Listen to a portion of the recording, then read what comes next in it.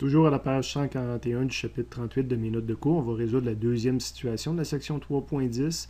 Donc, ça va être la situation maintenant, le diviseur de courant, la situation 2, dont on peut prendre connaissance à la page 285. On arrête le vidéo. On prend connaissance de la situation.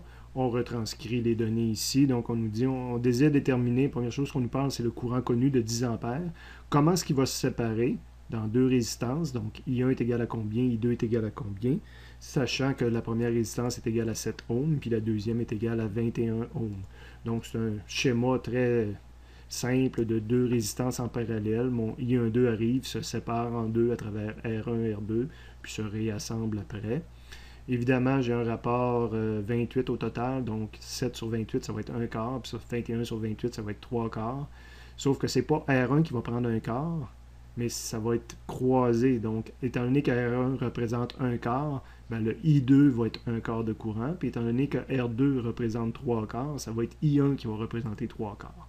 Ou on fait carrément la démonstration mathématique de ça à l'aide des formules. Donc, on va aller chercher sur le formulaire le diviseur de courant maintenant.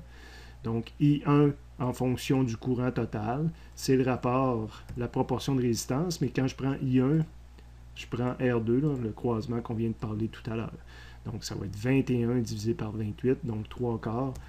I1 va prendre 7,5 ampères, même si R1 est plus petit, parce que, justement, R1 est plus petit.